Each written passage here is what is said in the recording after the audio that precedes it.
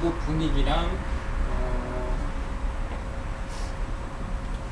그렇다면 저는 이제 거기서 제가 의문이 들었죠. 이런 이제 정말 큰 사회적인 문제일 텐데 이들이 왜 이렇게 격리되어 있을까? 이들은 왜 한 사회의 구성원으로 활동하거나 힘을 발휘하거나 얘기를 하지 못할까? 그럼 대안이 뭐가 있을까? 그래서 제 친구한테 물어봤죠. 그럼 도대체 해결할 수 있는 방법이 뭘까라고 하는데 그 친구가 이 빅이슈를 소개해줬어요. 그 친구는 지금 빅이슈 창간 준비요 샘프로부터 지금까지 이제 빅이슈가 7년 이제 8년 됐는데 올해로 8년이 됐는데 한 번도 안 빠지고 이 빅이슈를 다 모아온 친구예요. 그래서 그 친구가 이 빅이슈를 소개해줘서 그렇다면 전 너무 궁금했어요. 그럼 이 빅이슈라는 게 뭔지. 그래서 이 빅이슈에게 빅이슈 연락을 하고 찾아갔죠. 가서 산호 쇼지 대표라는 분을 만났고요. 이 빅이슈가 어떤 일인지, 빅이슈의 가치가 뭔지, 그리고 그분이 이렇게 얘기를 했어요. 정부에서 하지 못한 일을 민간의 차원에서 이제 문제를 해결하는 하나의 방법으로서 이 빅이슈를 진행하고 있다. 그리고 또 거기에 일하는 직원들이 다 제 또래 젊은 청년들이고 굉장히 즐겁게 일하고 그 대표를 존경하고 대표도 직원들을 굉장히 신뢰하고 거기서 일하는 판매원분들도 굉장히 뭔가 밀접한 친밀감을 느끼면서 일하는 모습이 굉장히 신선했어요. 제가 저도 경영을 국수 전공했는데 제가 생각하는 경영은 그런 것들이 아니었거든요. 그때는 저는 뭐 사회적 기업이나 이런 것들이 전혀 없을 텐데 이런 일이라면 나도 정말 해보고 싶다. 저도 이제 졸업쯤이었으니까 저는 뭐 대기업을 연수를 쓰고 그러고 싶지 않았거든요. 대학교 4년을 다니면서도 토익 토플 시험 한 번 쳐보지 않았어요. 제가 원하는 의미 있는 일을 하고 싶다라는 생각 때문에 그래서 이 빅이슈를 하게 됐고요. 이 내용을 얘기하다 보니까 이 밑에 있는 PPT 내용들을 계속 얘기하게 되는데 그렇게 해서 빅이슈를 알게 됐고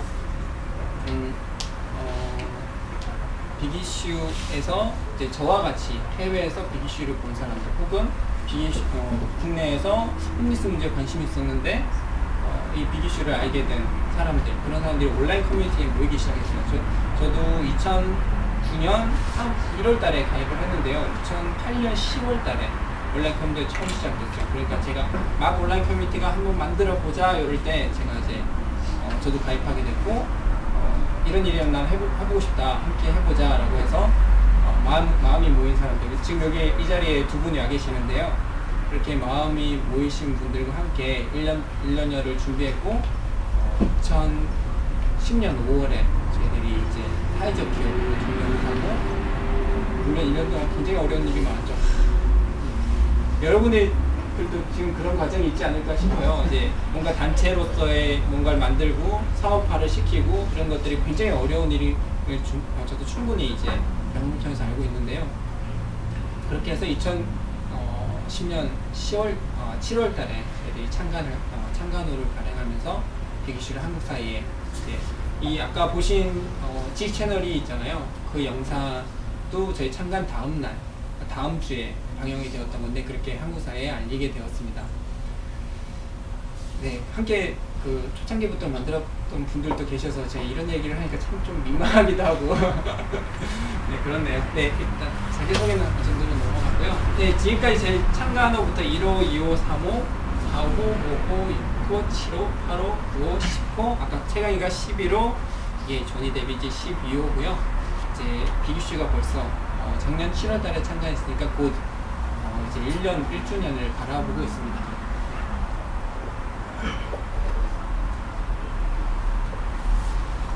어떠세요? 혹시 이분들을 보고 이제 느낌 얘기해 주시죠. 홍준님 어떠신가요? 밝아 보입니다. 네. 저희들이 생각하는 노숙인, 홈리스, 노숙자의 이미지를 느끼시나요? 흔히들 저희 판매원들을 보고 아니 뭐 저렇게 깨끗한 사람이 노숙자야 라고 하는데요. 그러면 판매하시는 분이 더러워야 되나요? 굉장히 말도 안 되는 이야기죠. 이분들도 경제적으로 자립하려는 분들이고 사람들이 그만큼 사회에 이제 구조적으로 고착화되어 있는 이미지라는 것들 그런 것들이 굉장히 심하다라는 거예요. 한국 사회는 한국 경제는 그 고속도로 발전해 오면서 성공과 실패라는 이런 이분법적인 사고를 가지고 있잖아요. 거기서 실패를 하신 분들은 사회 안전망으로부터 그 고통받는 것에 대해서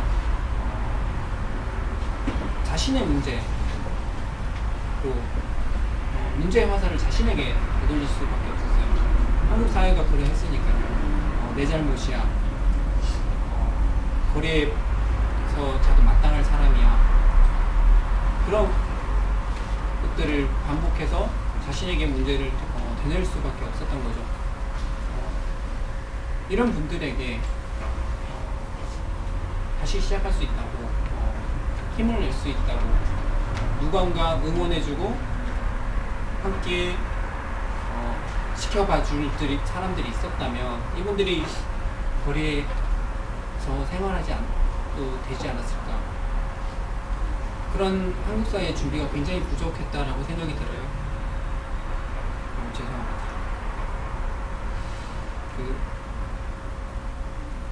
빅이슈는 일을 하다 보면요, 지금까지 홈리스 노숙인 분들에게 얼마나 한국 사회가 기회를 주지 않았냐라는 것들을 절실하게 느끼게 돼요. 빅이슈와 같은 일자리가 빅이슈가 아니더라도 한국 사회에게 이분들에게 합법적인 정당한 대가를 받을 수 있는 합법적인 일을 준 적이 지금껏 단 한 번도 없었던 거예요. 실패를 하고 정말 거리에 앉아야지, 거리에서 생활해야지, 실패하기 전에 누군가 손 내밀어 주는 게 아니라요. 한국 사회 안전망이라는 것은 거리에 앉아야지, 그리고 무료구시소에서 줄을 서고 밥을 얻어먹고 노숙인 쉼터에 들어가서 잠을 자야지 이분들이 홈리스 노숙인이라고 인정받아서 지원을 받을 수 있게 돼요. 홈리스 위기에 처해 있는 그런 수많은 잠재적인 사람들에게는 아무런 보호 안전망이 없던 것이죠. 실패를 하면 누구나 자신에게 자신의 잘못이냐, 사회 구조적인 문제를 그렇게 바라볼 수 없거든요. 언제 봐도 기분 좋은 사진입니다. 네, 여기에는 여러분들보다 더 어린 분도 20대 중반부터 70대까지 다양하게 계십니다. 빅이슈를 좀 쉽게 알 수 있는 방법은 빅이슈 슬로건을, 각 나라마다 슬로건인데요. 슬로건을 알면 좀 쉽게 빅이슈를 이해하지 않을까 싶어요. 빅이슈는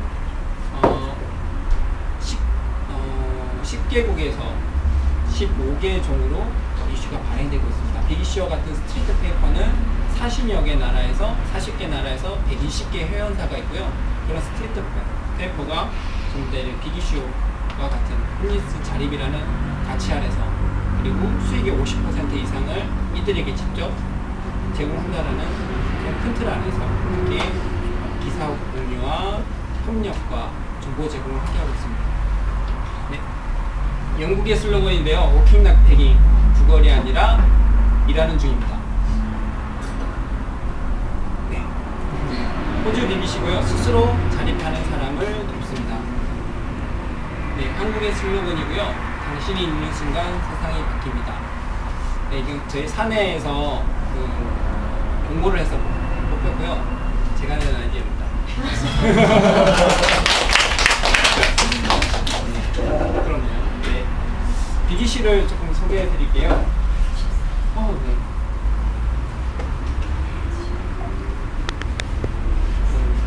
천천히 오라니까 빨리 오셨네요.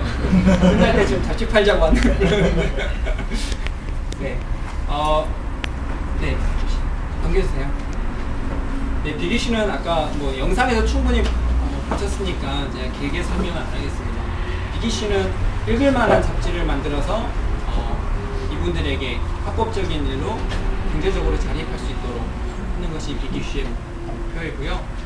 먹고 입히고 재우는 기존의 고치의 개념이 아니라 이분들에게 일자리 창출을 통해서 정말 경제적으로 자립할 수 있도록 하는 일을 빅이슈에서 하고 있습니다.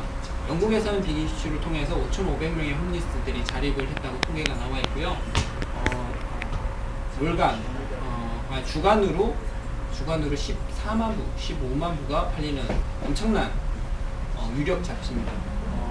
일본에서는 격주간으로 저희도 이제 격주간을 발행하는데요. 격주간으로 3만 부씩, 4만 부씩 판매가 되고 있습니다. 적지 않은 수준. 그리고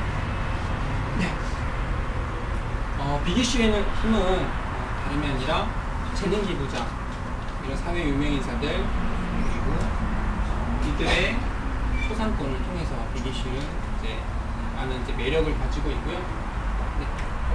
그리고 빅이슈를 응원하는 시민들, 그리고 이 빅이슈를 즐겨보는 독자들, 이 빅이슈의 힘입니다.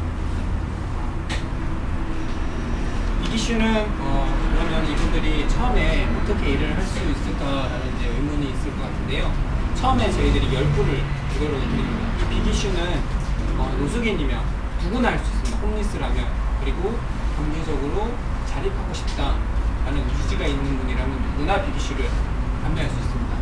처음에 10부를 들여서 이분들이 경제적으로 이제 종잣돈이 없잖아요. 이 10부를 판매해서 종잣돈을 마련해서 그럼 3만원이거든요. 이 3만원만 가지고 안 하시는 분들도 많으세요. 근데 이 3만원을 가지고 다시 잡지를 구입하시고 한 권에 3,000원에 판매되는데요. 그 중에 1,600원이 잡지에는 이렇게 나와 있는데요. 1,600원이 이 판매원의 수익으로 돌아가는 구조입니다. 이런 잡지를 열심히 파셔서 단골 고객을 만들고 그들과 계속 소통하면서 이분들이 안정적인 주거를 확보하고 그리고 더 나아가서 더 좋은 일자리, 더 좋은 가정 환경 이런 것들을 이제 확보할 수 있도록 자립의 기반을 마련하는 빅이슈는 사회 문제 그리고 노숙인 문제에 정답이나 해결책은 절대 아니고요. 한 가지 방법으로서 인간이 할 수 있는 한 가지 방법으로서 이렇게 진행을 하고 있습니다. 이분들이 정말 자립할 수 있도록 하는 중간 단계 역할을 하고 있다고 생각해 주시면 됩니다.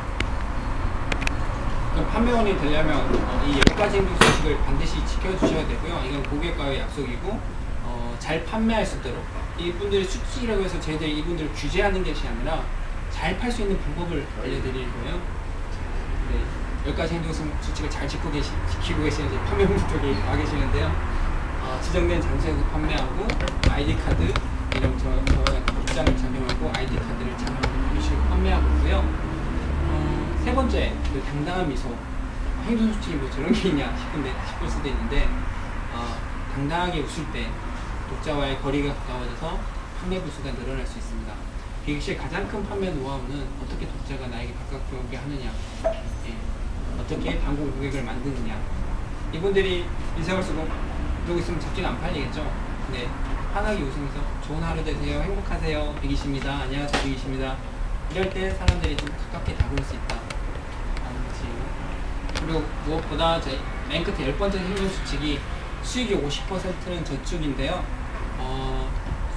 저는 저축을 통해서 이분들이 정말로 자신의 목적을 갖고 경제적으로 자립할 수 있도록 도와드리는 일을 저희가 하고 있습니다. 이분들이 그동안 저축하는 삶을 한동안 오랫동안 가지지 못했기 때문에 경제적으로 자립을 하려면 저축이 필요하다. 그래서 잡지 파는 금액에서 수익의 50%를 저축하고 그것을 통해서 정말 자립할 수 있도록 저희들이 지원해드리고 있습니다.